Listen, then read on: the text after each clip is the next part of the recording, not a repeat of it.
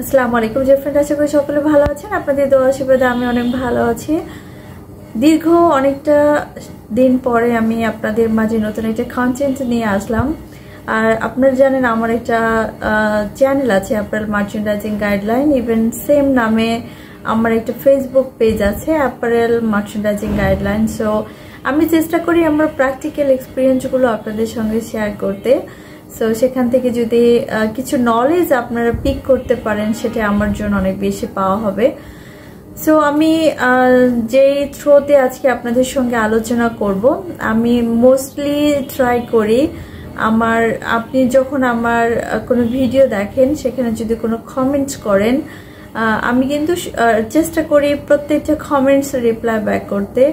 Even যদি কোনো comments আমি দেখি খুব প্রায়োরিটিফুল, ইভেন মোস্টলি লাইক 80% বা 30%, 70% লাইক দিস কমেন্টস আমি যদি রিসিভ করি, দেন আমি সেটাকে ফার্স্ট প্রায়োরিটিতে রেখে ওই রিলেটেড কন্টেন্ট আমি চেষ্টা করি আপনাদের জন্য তৈরি করতে, কারণ এই ছোটো মেসেজ আপনাদের জন্য অনেক বেশি হেল্পফুল হতে পারে।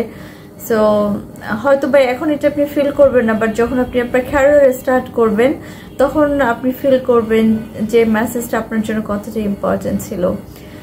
সো যারা মার্চেন্ডাইজিং ক্যারিয়ারটাকে প্রায়োরিটি দিচ্ছেন বা ফার্স্ট চয়েসে রাখছেন, ডেফিনেটলি আপনাদের জন্য একটা বিগ অপরচুনিটি এখানে ওয়েট করছে, বাট সেই অনুযায়ী আপনাকে প্রিপারেশন নিয়ে আসতে হবে বা স্টার্ট করতে হবে।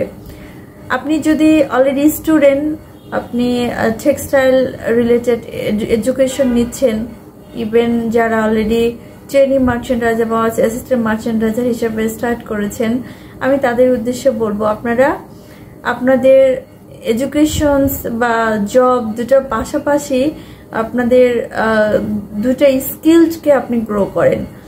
ফার্স্ট অফ অল আপনাকে English communication, that mean oral communication, যেটা আমরা ইন দ্য ফোন বা আমরা ভার্চুয়াল কনভারসেশন বা ফেস টু ফেস আমরা যে ডিসকাশনগুলো করে থাকি, তো সেই ডিসকাশন দ্যাট মিন সেটা ডেফিনেটলি আপনাকে ইংলিশে করতে হবে, কারণ আপনি মাল্টিটাস্ক কান্ট্রিজ কাস্টমারের সঙ্গে কাজ করবেন। সো কাস্টমারের সঙ্গে আপনাকে ফোনে কথা বলতে হবে, আপনাকে ভার্চুয়াল মিটিংয়ে অ্যাটেন্ড করতে হবে।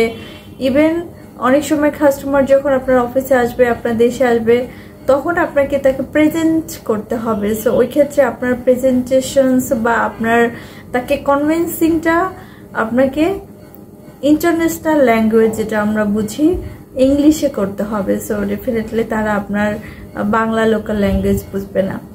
সো ওই ক্ষেত্রে আপনাকে ইংলিশ কমিউনিকেশন দেখে স্কিলড করতে হবে, পাশাপাশি আপনাকে অনেক প্রফেশনাল ওয়েতে ইংলিশ রাইটিংটা শিখতে হবে।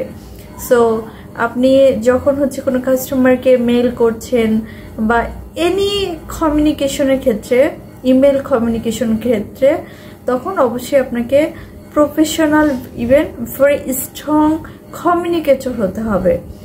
সো পাশাপাশি আপনাকে আরও একটি স্কিলস গ্রো করতে হবে, সেটা হচ্ছে আপনি কম্পিউটার।